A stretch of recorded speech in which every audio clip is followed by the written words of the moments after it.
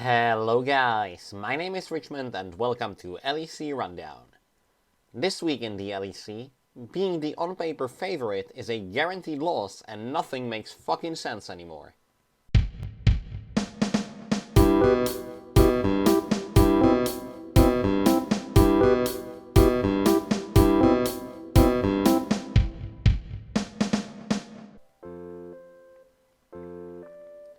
We kicked the week off with Vitality vs Astralis. The game was actually relatively close, mostly thanks to Kobe, but for the first time since the day I learned he exists, I can't actually shit on 113. His Viego was actually okay, unlike in week 1. Unfortunately for Astralis, Finn is still playing like a Diamond 3 player. No, seriously, Finn, man, I love you, but what the fuck are you doing? If this shit continues by the whole of the Astralis topside and Kobe isn't picked up by someone else soon, I will fucking riot. And up next is Fnatic vs BDS. This was a hard watch for a Fnatic fan. The only thing that gives me hope is that it seems like the Fnatic players are taking turns inting, instead of one of them being consistently trash, like for example the Yor. So maybe they can get it together, right? Please? Yeah, no, it's fucked. Also, how disgusting is Adam? Holy shit. I mean, don't take me wrong, he's an all of Darius 2 trick, but this was gorgeous. And up next in the perceived as good teams being absolutely shit for no reason show, it's Heretics vs Koi. Jankos apparently took that "Is Jankos washed" segment very personally, as he decided to absolutely astrofist everyone on Koi. Also, why does everyone still let Evie pick Cassante? This guy is a one trick on a 2023 OP champ and no one tries to get him off it. Anyway, I'm sure this is just a singular off game by the reigning champions and they will rebound later in the week. In the next game, we had the G2 coming off from a dominant 3-0 week, facing a very shaky looking SK. So no one was surprised when we got a classic EU Azir absolutely dominating his opponents kind of game. By Certus. While Certus just low-key dominated Caps, the bot lane was an absolute shit show, with G2 getting dove minute 3. On Hansama, no heal, no ignite for SK either. Could just go for the Lulu. Nope, they sidestep it, that's going to be big. Mickey shielding as long as he can. Hansama now getting taken down, that is massive for SK. Wave crashing into the tower and Mickey forced to take it. Are they going to go for the redive? Yeah, they just have to not use Cocoon, just walk up to him and just do damage. Flash out for Mickey X trying to make his way out to safety, but leap in for Marcoon. 2 quick kills for the side of SK. Marcoon. Just to then 2v2 kill Exekick while being strongly behind. The whole of G2, well, except Broken Blade, but unluckily for him he's playing top lane, so it doesn't really matter, then decided to kind of run it down and SK slowly but surely outscaled them and won the game. The last game of the day was Mad vs Excel. And there was one key difference between the low-key just bad Excel that we saw in week 1 and the one we saw this week. And that key difference was the fact that not even Odo was playing well anymore. Excel got first blood in this game and that's about the last good thing they did for honestly the whole week. And they then proceeded to get exactly 0 neutral objectives and got completely rolled in 25 minutes. Day 2 started with Astralis vs BDS. As usual, 113 and the Yor were completely useless. But their individual performances didn't matter that much anyway, as Astralis just kind of ran it down with their macro. The one positive thing for 113 was that at least he's expanding his champion pool. He went from inting on Viego to inting on Viego and Jarvan in just a singular week.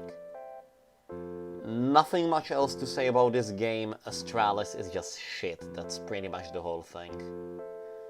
Right after that, we got to see SK vs Vitality. After their Giant Slayer performance against G2 the day before, they faced off against the singular team that's even more scary than G2, which is Team Vitality. Not wanting to be left behind by Marcoon's secret Elise deck, which SK drafted once again, Perks picked his own top secret pick, Tristana mid. And he got a very strong early lead and everyone else around him completely ran it down. While he maintained a solid lead over Certus for pretty much the whole game, Photon fell a very mild and unnoticeable 4,000 gold behind in the top lane. Irrelevant Renekton then went on to remind Vitality that it is still possible to sign European players in the top side and not just random Koreans and Chinese. In Team Heretics versus G2, G2 decided to remind us that they are still one of the title contenders and completely rolled over their former grandpa, who tried to cosplay Marcoon by picking Elise, and then proceeded to do like one singular good thing for the whole game. I think this attempted pick on Yike summarizes the jungle gap pretty well. Flawlessly executed from Heretics. The cocoon does land. Yike has a 2-level advantage over Jankos as the gold card buys some time. Here comes Jack Spectra. Yike stays alive. That Royal Maelstrom doing so much work. Finally shut down some gold. Now, you can't really blame this game solely on Jankos because the bot lane ran it down just as hard. Both junglers still in this bottom quadrant of the map. That trench line threaded through the mid. It's Jack Spectra forced to flash away. First blood secured by Hansama and G2. Now they turn the damage onto Jankos. Not even Evi on his one-trick champ could make this game look even remotely close or at least playable. After this, we got to see the ugliest game of the split so far. Excel vs Fnatic was pretty much a platinum level solo queue game. This was already clearly visible in minute 6 after Fnatic completely ran it down in a shitty dive, losing 3 players. Excel then tried to compensate them by sending random players to run it down bot like 3 times in the next 10 minutes, but still failed to put themselves in a losing position, and were clearly ahead. As they pulled further and further ahead, it looked good for them. Especially the fact that Humanoid was low-key invisible on the Kassadin for the first 25 minutes.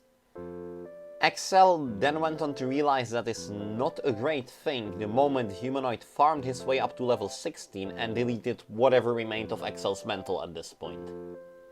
By the way, in case you forgot how bad the macro and jungling in this game was by both sides, here is the clip of Wonder stealing the Baron with a Q after neither jungler smited properly. Baron, Wonder and Russell gets stolen! It's stolen! Fnatic managed to steal the Baron! In Game 10, we got a classic matchup of the new generational rivalry. The hyped match of the week, Koi vs Mad.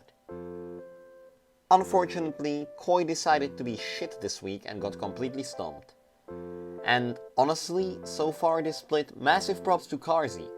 He seems to be really redeeming his reputation after 2022. A similar thing is true for Comp. He is also redefining how he is perceived after 2022, just in the other direction. In the final day of the week, we started off with the bottom 2 teams, Excel and Astralis, facing off against each other in what was essentially a do-or-die match. Excel absolutely needed to show that the caliber of players they have on the team is still enough to at least make top 8. To say that they didn't would be an understatement. This was honestly just a sad watch. Everyone completely fell apart and just got stomped by fucking Astralis. I don't even want to joke about this one after seeing poor video break down on stage after the game, so I will just move on to the next game, which was BDS vs Mad. This was over the moment Adam got ahead on Darius. Now, I don't rate the guy too highly, but it cannot be denied that he can solo win games on Darius or Olaf, as he has shown this week. The rest of the map was honestly played pretty well by both teams, but Adam just completely diffed Chasey. I mean, just look at him walk into all of Mad, get a double kill, and walk away and survive.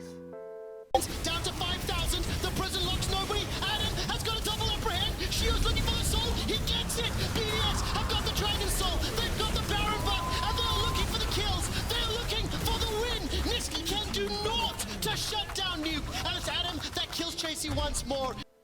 BDS this week is honestly playing like the team that Excel was supposed to be and wasn't. In the next game, we had a backsliding Koi versus an uprising SK. This game very much resembled Vitality versus SK. Larsen decided to do a Perks cosplay and win his lane on Tristana mid, just for the rest of his team to completely run it. Also, Markun showed that he can be good on champs other than Elise, and this was another splendid game by him, honestly. The true hero of this game was Exakig though. His solution was absolutely beautiful and completely destroyed Koi's game plan by deleting everyone who tried to do anything. It is honestly very hard to say if Koi or Fnatic are the bigger disappointments right now. Next up, we had the battle for first. In the Clash of the Giants of Vitality and G2, a greatly hyped match that decided the #1 team in the standings, we got to see G2 lose every single exchange and get slowly but surely rolled. G2 honestly just got gapped in every single position, and while their early game macro was quite nice with the dragons, it couldn't really compensate for the sheer skill diff on the Rift. Also, Perks' PTSD got healed as they actually made playoffs with an over 95% chance to make it this time, unlike the 2022 summer Vitality incident. Now, in the final game of the week, we got Fnatic versus Team Heretics. And Fnatic had their best early game of the season so far. This helped them to show that they are capable of not just losing in the early game, but also throwing late game. And this was pretty much my whole reaction to the late game. Now they're looking to have him group up with the team. The TP flank coming in from the Gwen. Cease and desist onto Jack Spectre. Now Jack Spectre takes Razor a long way around. Lightning Crash coming down as well. Jack Spectre and Razor fighting off towards the top side, but Wonder with that flank is in the perfect position to isolate the AD carry. Jack Spectre tries to dash back across and does manage to make it to his team. He's somehow still alive. He cleanses, he dashes away, and Jack Spectre survived for long enough for Heretics to win out the fight. That was gorgeous. Now, for the sake of my mental state, I am not going to be talking about this game any further, so on to this week's Run of the Week.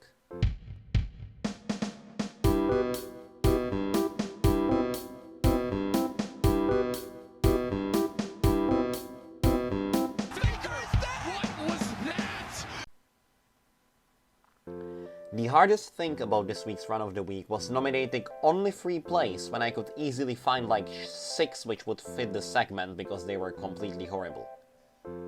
In the end, I decided on these 3. First up, Finn, with his attempt at 1v1ing a Fat Perks while being behind on both levels and gold. Funnel even more plates into Pobby's back pocket. Finn though, Going all out, just this once, he's looking to kill off Perks. Perks still has the flash, unleash power. Finn, you don't win these! We finally found a champ that can stand up to Cassante. Xerxes, for dashing right into a chain of corruption and just dying. Razor's here. Razor's read this really well. Well, that's a flash forward. The dredge line will be dashed away from. Tidal wave not going to connect, but the chain of corruption does. And all of a sudden, Zeus is the target taken out by Reckless. And Razork for forgetting that the summoner spell Flash exists. Or is he going to get caught out? Gets to the blast cone, Razork looks for the cease and desist, but now Razork's in the midst of all of Team Heretics. Jack Spectre with the lightning crash, putting the damage down. The Unbreakable blocks any route for Fnatic. And the winner is... Finn. The fact that he did something like that fully voluntarily, with no team around him, and while having time to think about it, is absolutely astonishing. But hey, at least he wasn't the worst player overall on his team this week. It's kinda hard to do that when your teammates are 1-1-3 and Dior. Anyway, here is his Run of the Week once again. funnel even more plates into Pobby's back pocket. Finn though, Going all out, just this once, he's looking to kill off Perks. Perks still has the flash, unleash power. Finn, you don't win these! We finally found a champ that can stand up to Cassante. This is it for this week's LEC Rundown, and I hope you join me next week as I pretend to not be a silver scrub who knows nothing about League of Legends for another 15 minutes.